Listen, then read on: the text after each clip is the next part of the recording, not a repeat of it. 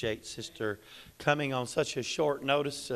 Again, a lot of our band members were not able to be here, and I said, Lord, I've got to preach, sing, teach Sunday school. I said, I'm getting wore out. I got to have some help. He said, call this family and have them to come and help. So I appreciate her coming and being with us tonight. Can we get a little more volume on this or not really? Probably not, can it? I work around loud tools. My wife's always telling me to turn the remote control down.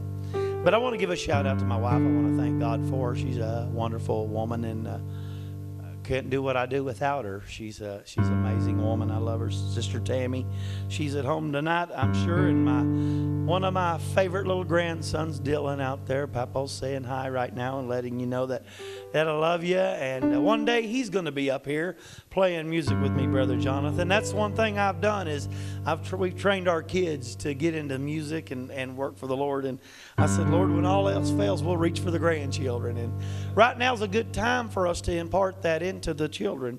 But, New Year's Eve, 1998, Brother Jonathan and I walked into a church. And, I didn't walk in. Let me just tell the quick whole story. We've got plenty of time. I was on my way to get more drugs.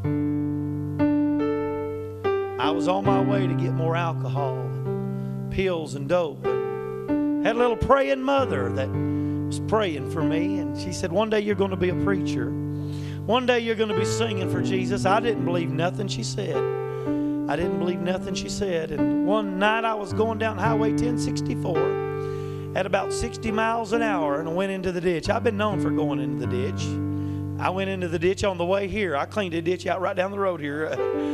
Somebody come right at me just before I pulled in this driveway. There was a fella, his bright lights, and all the church bus behind me. They said, we seen the sparks coming off of the van. So I'm in trouble because I'm driving the wife's van tonight. But I went in a ditch that night in front of a little old church down on Highway 1064. And I prayed, Lord, please don't let them people come out of that church. It was on a Saturday night, and I couldn't figure out why folks would go to church on Saturday night. But it was New Year's Eve watch night service, and all of a sudden I was just, I thought, they're going to help me push this truck out of the ditch.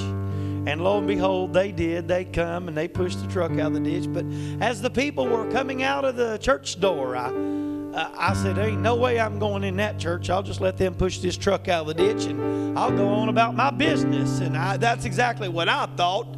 But God said, I've got a greater plan for your life than that. And about that time I looked and I seen this little hand reach towards heaven. Tears began to flow down her face, and I looked, and it was my mama's church that God delivered me right in the ditch, right there in her church. And she seen me, and I seen her, and I said, oh, no, there's Mama. I've got to go in. And that dirty old rotten sinner, filthy, I didn't even have clean clothes, Brother Jonathan. But God didn't require that for me to come in there that night. I went in there, and I said, I'll just sit through this service and to please Mama. When I got in there that night, the Holy Ghost of God began to convict me of my sins.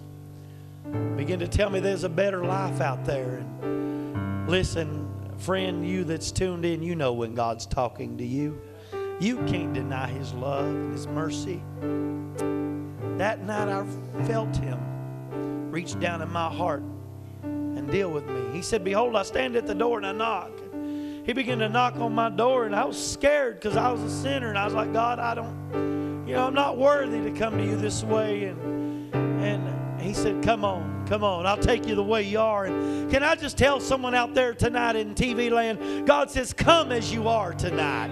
Come as you are tonight. And I believe there's somebody out there that says, I just don't want to live another day like this. I'm ready to come as I am. And God's dealing with your heart. But Brother Jonathan, I said, I'm coming as I am. And that night I got up and I walked down that aisle. I fell on my knees to a merciful God at 5 minutes to midnight. I got up at 4:15 that morning from that altar. Them old saints stayed and prayed all night with me. I got up and God had saved this old boy's soul.